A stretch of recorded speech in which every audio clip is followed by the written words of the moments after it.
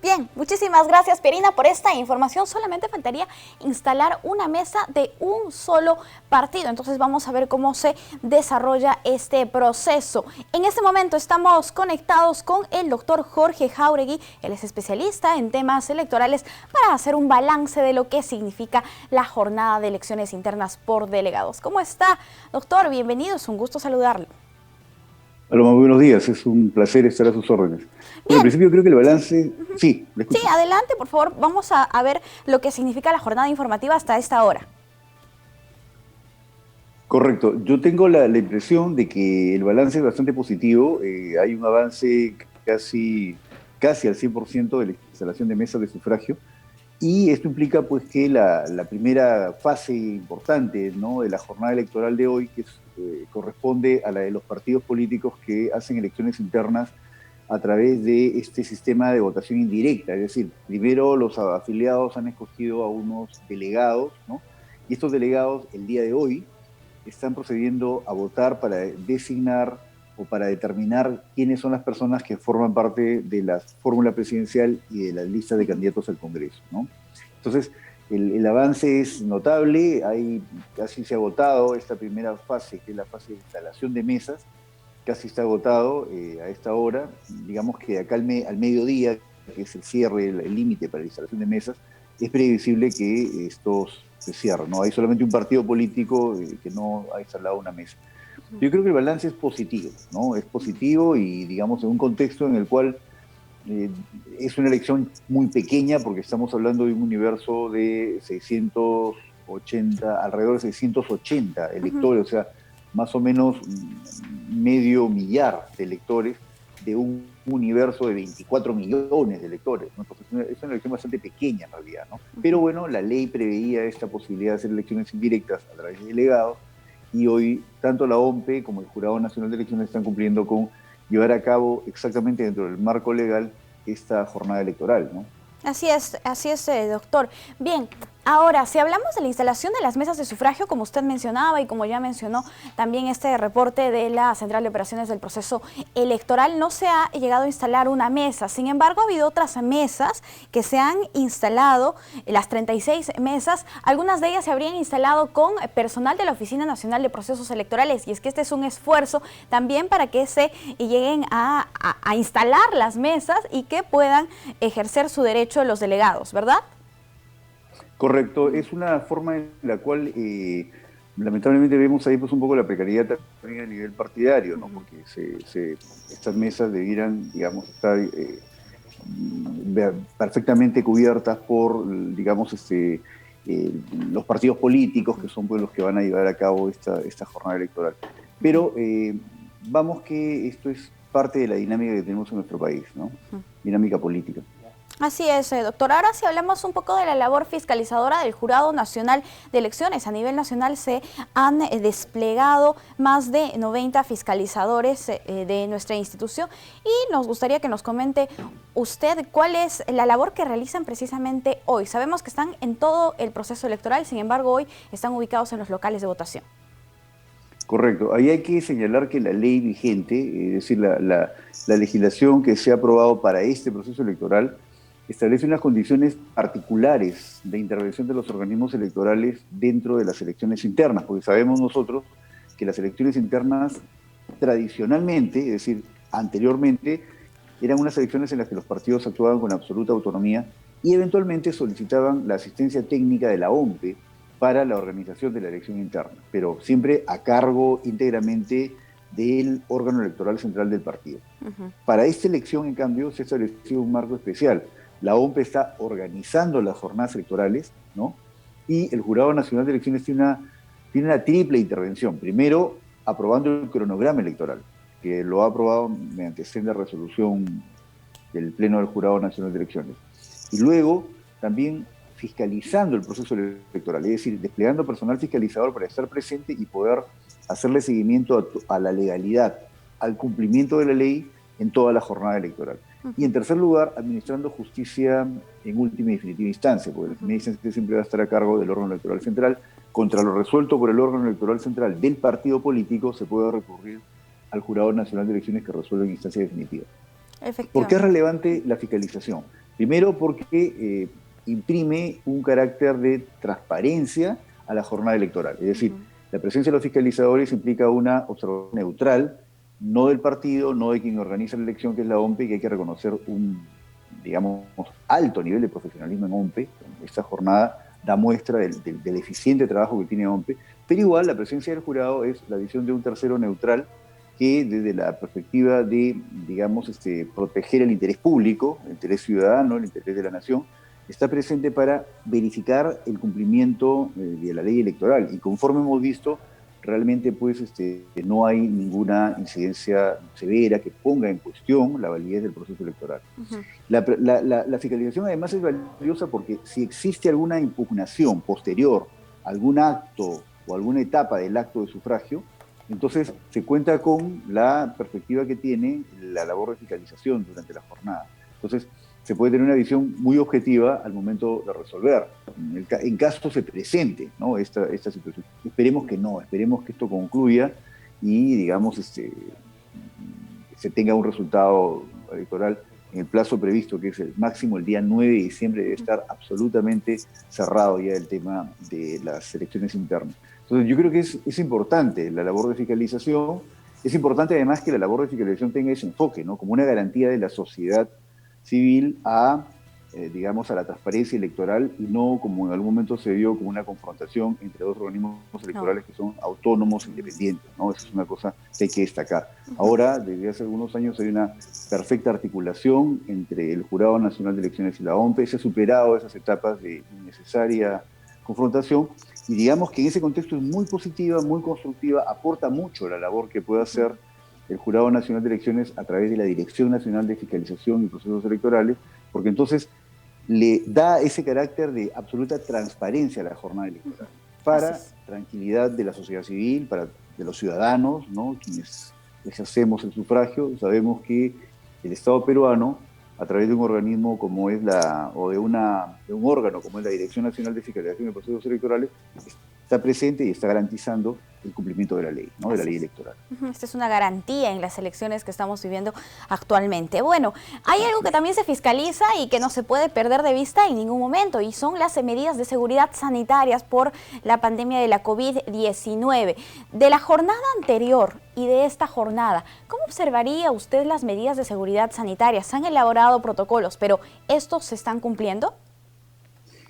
Yo creo que en lo que puede ser atribuible a la competencia de los organismos electorales, que en este caso es la competencia de la OMPE, la de, digamos, proporcionar las medidas sanitarias, de repente las mascarillas, ¿no?, establecer los mecanismos de distanciamiento social dentro del local de votación, yo creo que ha sido óptimo lo que ha trabajado OMPE, ¿no?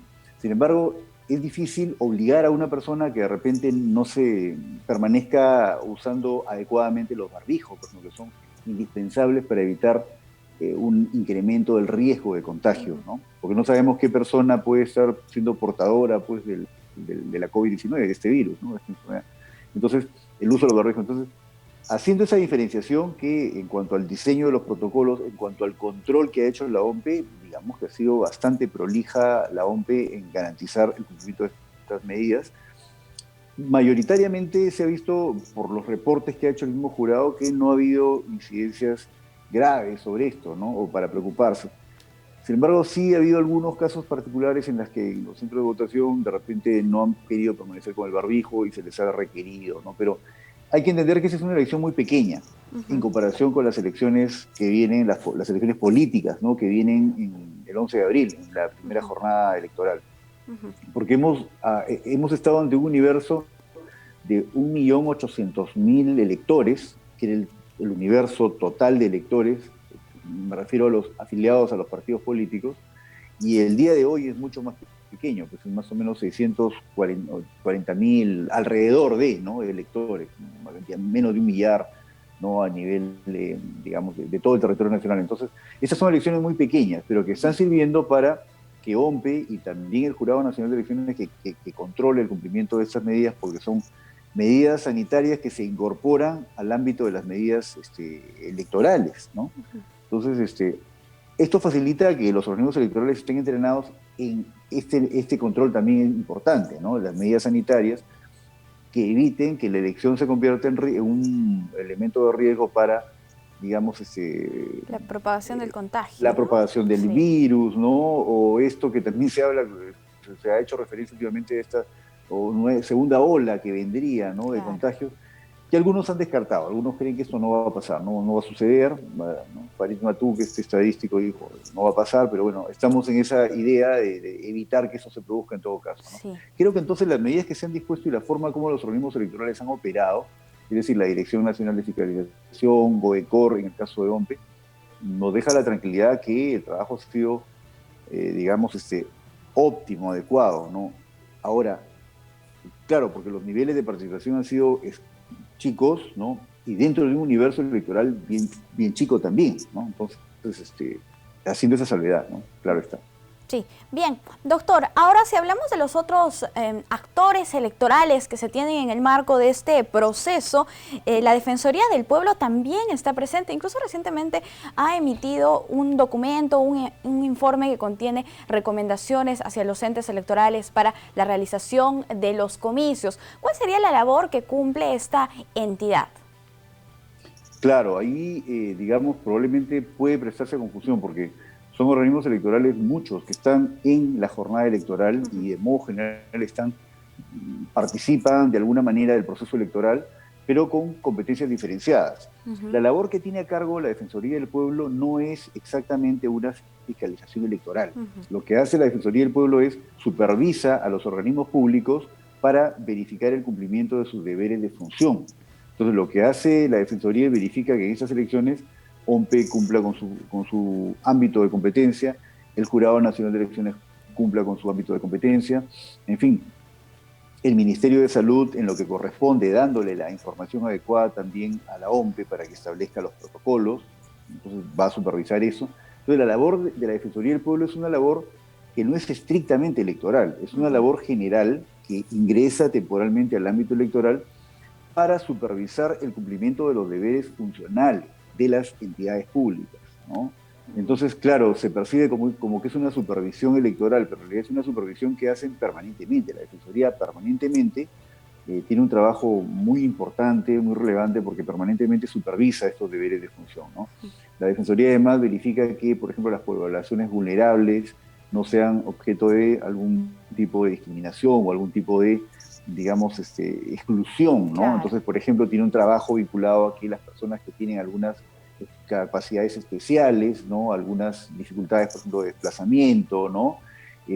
OMPE cumpla con darle las facilidades de acceso, ¿no? Ahora, eso es entonces una supervisión de modo general de cómo funciona la administración pública, que es la competencia de la Defensoría del Pueblo y que todo el país reconoce, digamos, la hace bastante bien, es un órgano muy confiable en ese nivel. Y otra cosa diferente es la fiscalización electoral, que es la que corresponde al Jurado Nacional de Elecciones. Entonces, el Jurado Nacional de Elecciones fiscaliza, es decir, verifica que el conjunto de los actos electorales se realicen dentro del marco de la ley electoral, ya no solamente el cumplimiento del deber de función, porque eso puede ser, bueno, el cumplimiento del deber de función es que el jurado, por ejemplo, fiscalice, y está fiscalizando, correcto.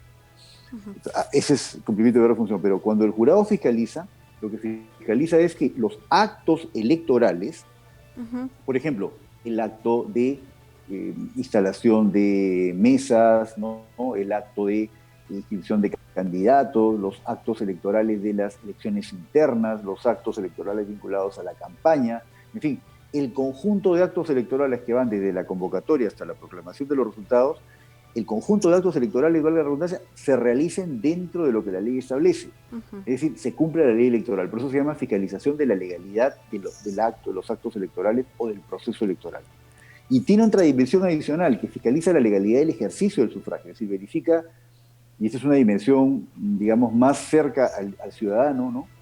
A las personas, ¿no? Que las personas tengan libertad para poder, digamos, ejercer, valga la redundancia, con libertad, ¿no? Su preferencia electoral y el ejercicio de participación política. Entonces, por ejemplo, por eso el jurado fiscaliza la neutralidad, ¿no? De los funcionarios públicos, fiscaliza que la propaganda electoral se realice exactamente dentro del marco legal, ¿no? Fiscaliza, por ejemplo, que las personas no estén limitadas en su desplazamiento físico, porque también si se corta una carretera que impide llegar al centro de votación, pues está impidiendo que las personas voten, ¿no? Y puede eso generar una limitación, pero por supuesto que sí. Así. En fin, ese ámbito es el de la fiscalización, entonces son ámbitos diferenciados, Sí. ¿no? También participa el Ministerio Público, fiscalizando Claro. la legalidad de, digamos, de todos los actos, ¿no? Entonces, pero es el Jurado Nacional de Elecciones el único competente constitucionalmente para fiscalizar la legalidad de la ley electoral, es decir, perdón, de los actos electorales, ¿no? Y del ejercicio de sufragio. Claro que sí. Es importante tomar en cuenta las funciones de cada actor electoral que se tiene en el proceso, y de la Defensoría del Pueblo sería la de vigilar cómo se desarrollan estos comicios. Bien, ahora, si hablamos de los resultados de la jornada del día de hoy, el jefe de la Oficina Nacional de Procesos Electorales, Piero Corbeto, ha dicho que no se van a dormir sin antes dar los resultados. Entonces, es probable que hoy ya sepamos, conozcamos a quiénes son los precandidatos de cada organización política, ¿verdad? Correcto, es muy previsible que hoy ya tengamos al menos un primer alcance general, ¿no? Porque no nos olvidemos que la fecha límite, y acá hay la posibilidad de que se presenten alguna impugnación, ¿no? Existe la posibilidad teórica al menos, pero la fecha límite siempre va a ser el 9. Pero es importante, claro, precisar que hoy, al ser una elección pequeña además, y dado que la OMPE ha, digamos, establecido unos mecanismos tecnológicos también para facilitar el procesamiento del resultado, es muy posible que hoy tengamos en gran medida ya el resultado electoral, ¿no? Ya tengamos configurada en gran medida cómo va a ser la conformación de las listas y fórmulas de candidatos, ¿no?, presidenciales. En estos 17 partidos políticos en los que hacen elecciones directas, porque no nos olvidemos que en 7 partidos políticos que han hecho elecciones directas, ¿no?, es decir, elecciones no a través de delegados, sino en la que los afiliados eligen directamente, el tema ya casi está resuelto, ¿no? Hay partidos, casi todos están al 100% resultado procesado, ¿no? Entonces, en estos 17 partidos que han hecho elecciones indirectas, sí, pues hoy día tendremos un primer gran pantallazo de cómo va a ser esa configuración, dejando claro la posibilidad que haya eventualmente alguna información, al menos la posibilidad teórica, ¿no? Porque cabe esa posibilidad. Claro, claro. Bien, doctor, ahora, el cierre de las mesas de sufragio va a ser a las 4 de la tarde, ¿no? Como lo que ocurrió la semana pasada, ¿no? Que teníamos el horario de sufragio de 7 de la mañana a 7 de la noche. ¿Cuál es la labor que cumplen los miembros de mesa al cerrar estas mesas de sufragio a las 4 de la tarde en punto?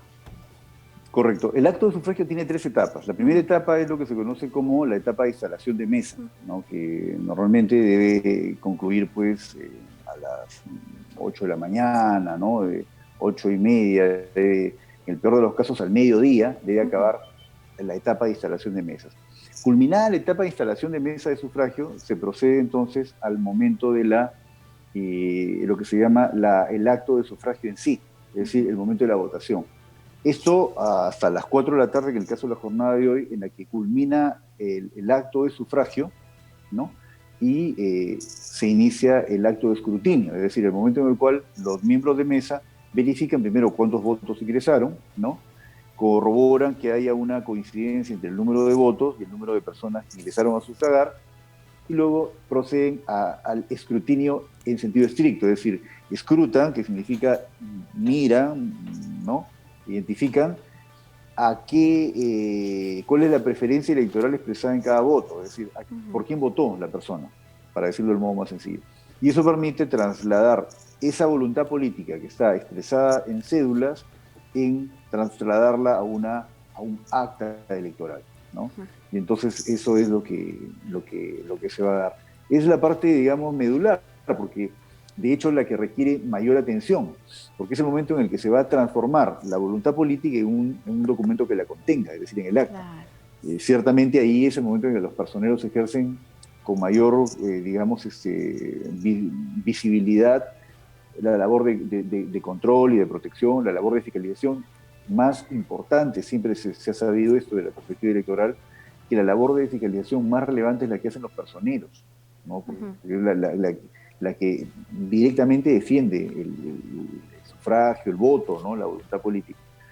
Y bueno, también ahí va a ser muy relevante digamos, la presencia de los fiscalizadores del Jurado Nacional de Elecciones, claro, ¿no?, que van a estar presentes y dando la garantía de que el acto electoral se cumplió perfectamente en el ámbito en el ámbito de lo que la ley prevé. Y entonces, acabada la etapa de instalación o acto de instalación, se inicia la etapa de sufragio. Culminada el acto de sufragio, ¿no? Además con el cierre del acta correspondiente, porque son 3 actos electorales que corresponden a 3 actas electorales, ¿no? Acto de instalación, que tiene una acta de instalación. Acto de sufragio, que tiene entonces una acta de sufragio. Y luego viene el acto de escrutinio, que es lo que acabamos de conversar, Claro. ¿no? Que tiene también una correspondiente acta de escrutinio que permite pues expresar ahí cuáles, trasladar ahí la voluntad política. Culminado esto, entonces esto se remite a la OEP para que haga el procesamiento y se tiene el resultado electoral, ¿no? Así es, doctor. Cabe resaltar que para estas elecciones internas se ha instalado un solo centro de cómputo de manera centralizada aquí en la capital Correcto. de la República. Eso según la información proporcionada por la Oficina Nacional de Procesos Electorales. Después de las internas, después del resultado que se vaya a dar el día miércoles de manera oficial, doctor Jáuregui, ¿qué es lo que ocurre? ¿Qué tienen que hacer las organizaciones políticas ya con esta lista de candidatos y con las fórmulas presidenciales? ¿A dónde tienen que acercarse y cuál es este procedimiento? Correcto. Desde el punto de vista del proceso electoral, agotada la etapa de lo que se conoce como elección interna, ¿no? Y que en realidad luego se va a denominar elecciones primarias, ¿no? Agotada esta etapa importantísima del proceso electoral en la que se define la configuración o la conformación de las listas de candidatos al Congreso y fórmulas de candidatos a la presidencia, entonces se inicia la siguiente etapa, que es la etapa de inscripción de fórmulas y de listas de candidatos, es decir, la etapa de inscripción de candidaturas, ya propiamente en el proceso de elecciones políticas, ¿no? Porque antes estuvimos en una etapa de elección interna. Ahora vamos a entrar, después del día 9 de diciembre, y desde el día 9 de diciembre hasta el día 22 de diciembre, a la siguiente etapa, que es la etapa de inscripción de candidaturas. Entonces los partidos políticos van a tener que, utilizando los medios tecnológicos, estas plataformas que el Jurado Nacional de Elecciones ha puesto a disposición de los partidos y de los ciudadanos, van a tener que inscribir a las fórmulas de candidatos y las listas de candidatos al Congreso. Claro. Para esto el Jurado Nacional de Elecciones ya ha instalado jurados electorales especiales, ¿no? Por ejemplo, para escribir fórmulas de candidatos presidenciales, esto se va a producir ante el Jurado Electoral Especial del Limacentro 1, que es el único competente para esa finalidad. Claro. Y luego tenemos un conjunto de jurados electorales especiales instalados en las capitales de departamento donde se van a inscribir las listas de candidatos al Congreso. Así es, doctor. Nosotros estamos muy agradecidos con usted por acompañarnos en esta jornada, en esta transmisión especial de JN Noticias y por brindarnos toda esta información. Será hasta una próxima oportunidad. Muchas gracias, doctor.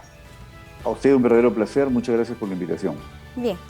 Nosotros tenemos que hacer una brevísima pausa a esta hora de la mañana, pero volvemos con todas las incidencias del proceso electoral en marcha.